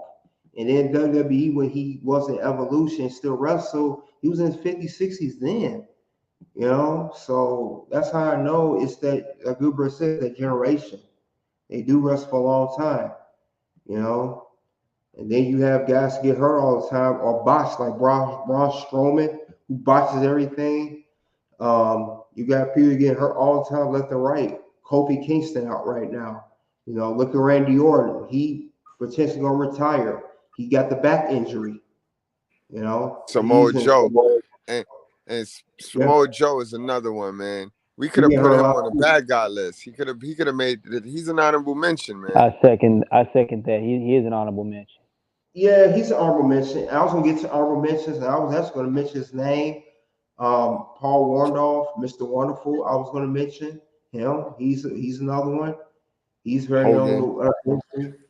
Yep. He Um, fell to the Hogan disease. yeah, Paul Hoganitis. Orndorff. Yeah, Paul Warndorf fell to Hoganitis. You have him. You have it's another guy too. There's plenty of guys that could have won a world title. Now, it's just they fell to the era. They was in the wrong era. I'll even add Lex Luger, who I was considering Yes. put on the list. Lex Luger was hard, but I had to put someone else before him. He was really, really close to getting on my list, but it's some guys I couldn't just ignore, but he was with honorable mention. That's Luger, Mr. Ass, right? huh? That's Mr. Ass, Lex Luger. No, no, they Billy look Gunn. alike, but Billy Gunn. no, like the That's total Lex package, like the Luger. narcissist. Yeah, Yeah. Lex Luger who did the torture rack. The You know, he throw torture you. rack. Yeah, yeah, yeah, That's yeah, Lex Luger. Yeah, he did the torture rack. He was in WCW, WWE. He's in a wheelchair now because he was on the juice. You know, so he's really bad shape. He can't even walk, can't do nothing. He's been in a wheelchair for years. He was the last guy Miss Elizabeth was with before she passed away. They was doing their thing. Having being life for the party type of thing. But with that being said, those are honorable mentions. We'll get back to them some more. We do have number one, and the number one pick is it Ricky Steamboat, Dusty Rhodes? I don't know who is it. It's an unbelievable pick. It's not those two guys. Jimmy Snuka. that Uh, wasn't gonna be a that's not my number one. That's not oh my no, number one. I got you, but he wrestled from 1968 to 2014. Finished with Superfly Splash, Diamond Splash. He was a ECW Television Champion. He was inducted to Hall of Fame in 1996. Now, this guy has controversy written all over him. In 1983, he was convicted of him deleting his girlfriend Nancy. I think it was a Hispanic woman at the time. He got convicted. He went to, was on trial, going to jail. Unfortunately, his health deteriorated at the time. He did not go, and he passed away in 17. He's the father of Tamina Snuka, who doesn't do anything. She's literally there just for a paycheck. But he is a very popular baby face that runs for many years. Due to my criteria, I had to put Jimmy there. It was either him, maybe Lex Luger could have been one, but he is known for doing that splash move. He wrestled for a very long time. He was very popular at ECW, but it was the Eastern Championship Wrestling, as you can see, not Extreme Championship Wrestling. He was in the old ECW days, just to make a note of that. But nonetheless, he is a popular wrestler. He did wrestle. He was one of the three legends that wrestled Chris Jericho at WrestleMania 25, 2009. It was him, Roddy Piper, and Ricky Steamboat. You know, now like I said, I had a lot of good mentions. I want to put for number one. Honestly, it was me. It was between Dusty and Ricky Steamboat. But fortunately, Dusty was a former NWA champion, and that he's disqualified. And from my list, Ricky Steamboat, also a former NWA champion, also disqualified. So I had to put this guy in this position, or could have been Lex Luger, but he was the best qualified to determine my list. He is the number one. I knew, like I said, with the controversy back in '83, he was not going to get into the world championship picture. He was not going to get the title. Um, Now they did find a way to still induct to Hall of Fame. If I'm not mistaken, there's a record saying that was taken away from him. I don't even believe he's still in the Hall of Fame. I think they took that away from him once he got convicted. I don't think he has it anymore. It's pretty much gone for what he did. But I know it's a very unpopular, controversial pick. But nonetheless, he did. He was a very famous, legendary wrestler. Now, I will pass along the mic to you guys about Jimmy Superfly Snuka. This was number one of the streak, right? Yes. Yes, yes, you're This right. is number one of the streak. I'm gonna be real with you. Yeah, I'll put my number one because it's a great body of work. But my number one was gonna be Shelton Benjamin. Okay. My number one was gonna be Shelton. Shelton Benjamin's the single most talented athlete in the history of wrestling. And I'll hold that to anybody. There's no more. That is the most single. That is the most talented guy that's ever stepped foot in the ring as far as athleticism and potential. That guy had the kind. He had the upside of Shawn Michaels, but he had the pedigree of no pun intended. He had the pedigree of just about every elite caliber athlete you could think about. I think that if you talk about, I mean, he was basically Kurt Angle. Like they talked about how Shelton Benjamin didn't have great mic skills. Neither did Brock Lesnar. Neither did Goldberg. Roman Reigns doesn't have great mic skills right now. They've all been multiple time world champions. Plain and simple, Shelton Benjamin should have been number one. Jimmy Smith is a great competitor. He was the first of many in Undertaker's rise to stardom. But I mean, I just gotta admit, bro, my number one would have been. You put Jimmy Snuka as like 1A or 1B. My total one would have been Shelton Benjamin. Okay. Um, Sean Benjamin, the gold standard. I know they was making fun of him when he has head gold when he was at ECW, but yeah, he was part of Team Angle. He was an amateur wrestler. College roommates with Brock Lesnar at the University of Minnesota. So yeah, I know his background. Sam Benjamin with Charlie Haas, the world's greatest tag team. They were tag team champions. Great run. Yeah, I like Sam Benjamin. But I know he took a break from that. He left WWE. I don't think he did anything for a while, except for Independent Circuit maybe. So, but yeah, I liked him, but he was a heel for a little bit too, but mostly a babyface. They try to make him a heel with the gold standard thing, shave his head, make him an arrogant dude. Then he had to stick with his mom or whatever. Thea Vidal, the comic, that was his mom on there. Now he did get 2 wins over Triple H on Raw. He did do that. I remember him beating Triple H twice.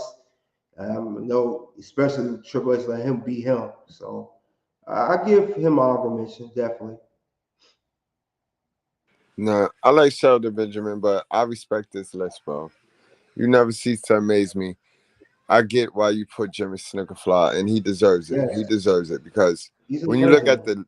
at the lineage of the Samoan family, and I just recently found out that they wanted the Islanders and Snuka, but they didn't. I thought that they had the Islanders first.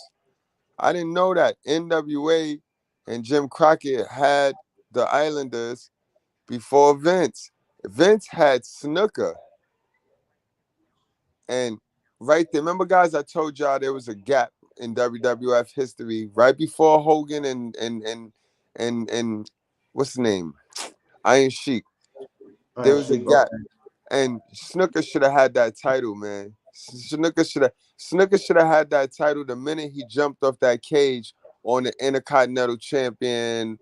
What was this dude at the time? Don Morocco. I mean, that's Oh one of yeah, yeah, don't worry.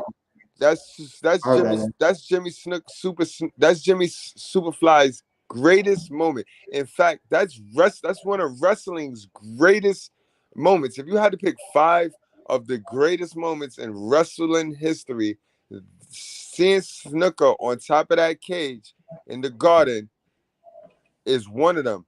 And y'all know he didn't win. He didn't win the title that match. He No, didn't win the title that match. that's one of the And biggest spots he did. That's right. true. One of the and biggest in, and spots. that's still in the losing. Well, he didn't not a losing effort. He didn't win the title, but he won the match type stuff. Mhm. You know what I Yeah, mean? Disqualification type, but he yeah, should have won the DQ. title then and there, because he didn't take the title off of Don Morocco. That should have been his propellant right to the heavyweight title, and he should have held that title until the Iron Sheik beat him. You know what I mean? We didn't. You notice, right? We talk about wrestling history, and don't none of us really talk about Bob Backlund. No, So he's what 2, 3 time champion. He's the right, and guy and that he and he, and he had this long old run. He had this yeah. long old garbage run. You could have fit several different champions into that long garbage run, bro. See, I don't know that much about Bob Backlund. I know Diesel being an 8 seconds to win a title, aka Kevin Nash. I know about that. That's the last time he held the belt. I don't know much about Bob Backlund. I have to do Yeah, more Bob research on Backlund, him. he was the longest reigning champion, bro. He had the title for like 3 whole years, bro. Like, He's and it doing wasn't until chicken the Iron wings. Sheik beat him. Yeah, And it's funny because the Iron Sheik beat him just like Kevin Nash beat him. So it's like you give wait, this guy Bob Backlund the title only to and have him rock out with it, only to have him lose it in a non televised. honorable way. Like, Now televised. It was not televised too. It was a live event. right. Mm-hmm. It's Yeah. crazy to me, but yo, this list was on point, man, and I get why you would put Snuka as one when you see Right. how his whole lineage was Right. successful. Like Exactly. everything starts from Snuka. Yeah. So It for was him not to have actually had the title, when you get the Rock, exactly. you get Roman, you get the Mm-hmm. Usos, you get Umanga, Exactly. you get all of these people from that lineage, and the head don't have the title. That was a crime. Yeah, because he was before all those guys. Before Yokozuna was the first Samoan to win. Technically, Yokozuna was the first one to win a world title. Before The Rock, it was Yokozuna. Then you had him, Roman, and so on and so forth. So, but yeah, Jimmy Snuka was the pillar, the first Samoan to be single starting, get going. It's just I think that whole situation in '83 damaged him. Yeah, he still got inducted. I think that put a stain on his name. That's my opinion. But that was big for what I've read or researched. That was a big thing that happened. Yeah, you So know they had high hopes on Snuka because if you notice, WrestleMania 1 showed you who WWE was going to put their all in. And they had yeah, Hogan, Mr. T, and Snuka against Piper, Paul Orndorff, and Bob Orton. So those was the pillars. Those was the pillars. And you seen a little bit after Bob Orton left and Snuka just faded to the backside. T left he did. and he Yeah, just he faded to did. the background. Yeah, he did. Like I said, honorable mentions. I want to mention a couple guys from last week. One guy I will mention, he was a babyface, and I know he won the the WCW title. He still should won the WWE title. I'm gonna say it again. Vader. Vader should have won that belt. I don't care what anybody say. Vader was at the top of his game. And if not before him, Bam Bam Bigelow should have been a world champion, even though he was a heel from last week. The heel I mentioned last week, he should have won the title. Those guys were one of those guys. Those two guys should have been WWE champion. It don't make sense. Those guys were talented. They were the first big man, of many to perform the way they did, and I had to touch on that. You know, And I want to add something to last week's list. Uh, would Samoa Joe qualify? Because he should have been WWE champion. you Definitely. know Samoa what? Joe. Yeah, he was never NWA champ. No, yeah, he does qualify. He could be honorable mention. Yeah, Samoa Joe was a United States champion, a TV. He's a TV champion, always TV champion. Yeah, Samoa Joe qualifies. Now he was the TNA champion, but I'm not gonna count that. He was TNA, but I would say he qualifies. I'm at Samoa Joe. He just Perfect. get hurt too much. He got hurt too much. Exactly. That's Yeah. that's a prime example of waiting too long to really push somebody. I will say this: him and Kurt Angle had an amazing feud back in TNA. You guys can catch that. Them guys had great chemistry together. I'm going to say that. Yo, Joe and Finn Balor in NXT had an That amazing too. feud. Yep. And AJ Styles Right. also we had great chemistry with. Yeah, Joe, he just they wait too long to do something with him. And it's crazy because he went to WWE. I don't understand this good bread. Maybe I don't know if you remember. Samoa Joe went back to NXT. He won the NXT championship for what, a third time. He got released They said it was a storyline injury.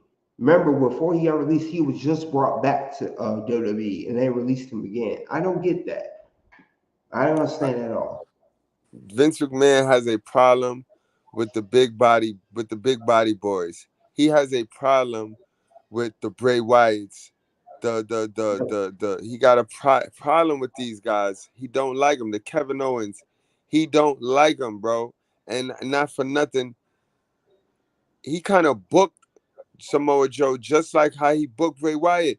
Bray Wyatt would talk you into the match. These guys' promo was like, there's no way they can lose, and they will not win the match. Him and Samoa Joe. Think about him and Samoa Joe. A Bray Wyatt and Samoa Joe promo. I mean, it's effective as hell. And then they don't win the match. They don't come through and deliver on their promo ever. So it's kind of like you get tired of it. Like, Yeah, I don't get that. Yeah, he has my thing is Vince McMahon. He would push alongside Bray Wyatt, Kevin Owens, Samoa Joe. You'll push them alongside. But if it's a big 6'5", 250-pound guy and he's not talented, you're gonna push him though. I don't get that. I never understood that at all. me neither. Look at Almost. He want to really push Almost, so. Yeah, because he's big and tall. Just like he did the Great Khali, just like he did Big John Studd. He always pushed those kind of guys. Now Omos got better actually. I gotta give him his credit. He actually got better. That's He's not true. stiff. He's not That's stiff as he was before. And I think MVP been working with him. MVP had helped him out a lot. Yeah, MVP is the career saver, bro. He did it for Bobby Lashley. He had the Hurt Business thriving. MVP is underrated for what he is doing right now. He's the Black Paul Heyman. Black version Paul Heyman pretty much. Yeah, Facts, man. I like MVP. Um, he wasn't a bad competitor. You know what? I could probably put him in, give him an honorable mention too for the babyface because he never was a world champ. He was a United States champion. He was the longest reigning United States champion at one point. So I can put MVP there. MVP was not bad. I know they weren't gonna ever make him a world champ, but I'll give him his due. You know, he had great feuds on SmackDown. He feud with Matt Hardy, feud with other guys.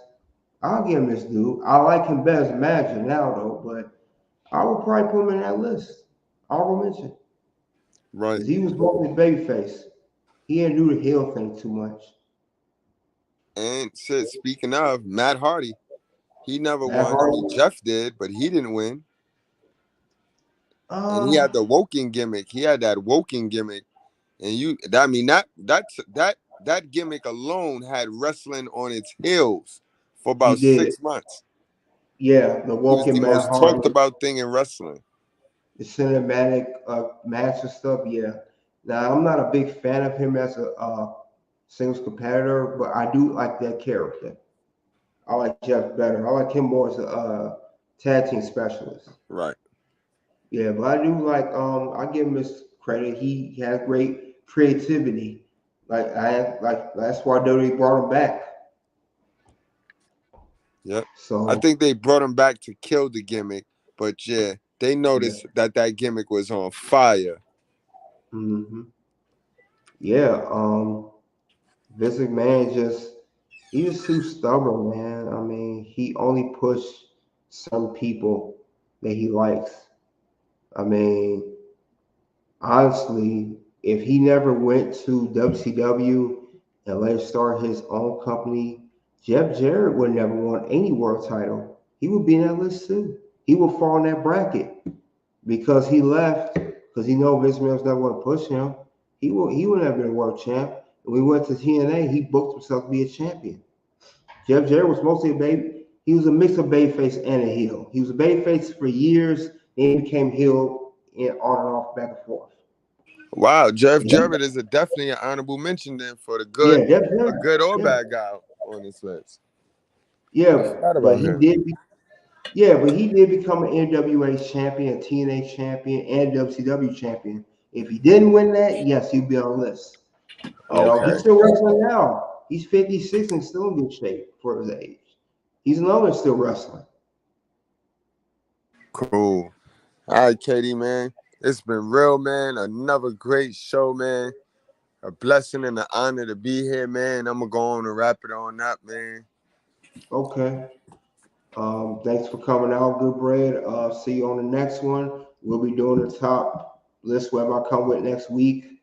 If not, I will let you guys know. The community tab, like I always communicate with you guys. But this was a great show. I thank you and BT coming out. I know he had to step out and leave, so I'm gonna No problem, man. Thanks to the chat. Thanks, y'all, chat. Thanks for coming out. Thanks for showing y'all love, man. Tomorrow, what's popping with tomorrow? I know we got some shows, right? Tomorrow, this weekend is stacked. Tomorrow afternoon, we have Night of Champions at 12 o'clock Central Standard Time. Depending on time zone you in. Sunday night, 7 p.m. Central Standard Time, we have AEW Double or Nothing. It's the same time as NXT Battleground, also 7 p.m., but I'm doing AEW Double or Nothing. So that's how we're going to do it at the Red Carpet Ring. I will also be doing reviews of Night Champions, AEW, and NXT. Just like I did predictions yesterday, I will do videos on the reviews.